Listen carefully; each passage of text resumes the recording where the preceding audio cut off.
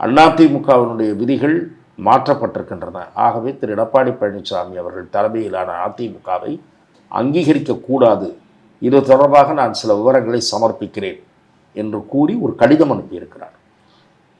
அந்த கடிதமும் தேர்தல் கமிஷனுடைய பரிசீலனையில் இருக்கிறது. அது தவிர திரு புகழேந்தி, திரு கே.சி. பழனிசாமி இப்படி தனித்தனியாக சிலர் முறையிட்டு இப்படி தனித்தனியாக இயங்கிக் கொண்டிருப்பவர்கள் ஒன்று சேர்ந்து தேர்தல் சமயத்தில் விஜய் அவர்களுடன் இணைவதற்கான வாய்ப்பு இருப்பதாக நான் பார்க்கிறேன். ஆகவே நான் எதற்காக இந்த கருத்தை சொன்னேன் என்றால், திரு விஜய் அவர்கள் 234 தொகுதிகளிலும் வேட்பாளரை நிறுத்த முடியுமா என்று கேட்டால், சில கட்சிகள் அவரோடு சேரும் பட்சத்தில் அவர்களுக்கு சீட் ஒதுக்க வேண்டும் அல்லவா? ஆகவே அவர்களையும் நீங்கள் எந்த பகுதியில் வேண்டுமானாலும் இடம் கொடுக்கலாம்.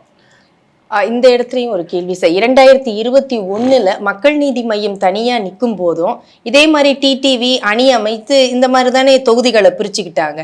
அங்க கூட இவ்வளவு தொகுதிகள்ல நிக்கிறதுக்கு கூட வேட்பாளர்கள் இல்லாத ஒரு சூழலும் இருந்தது. அந்த மாதிரி நிலைமை தான் இப்ப விஜய்க்கு வருமா? திரு கமலஹாசன் அவர்களுக்கு இருந்த, நான் அவரை குறைத்து மதிப்பிடவில்லை, ஒரு நடிகராக மதிப்புக்குரிய நடிகர் திலகம் சிவாஜி கணேசன் அவர்களுக்கு பிறகு மிகச்சிறந்த ஆகச்சிறந்த நடிகர் என்று நான் கமலஹாசன் அவர்களை போற்றுவேன். ஆனால் ஒரு அரசியல்வாதியாக அவரை விட திரு விஜய் அவர்களுக்கு பாப்புலாரிட்டி அதிகம், அவரை விட திரு விஜய் அவர்களுக்கு கூட்டம் அதிகம், மக்கள் ஆதரவு அதிகம் என்றுதான் நான் பார்க்கிறேன்.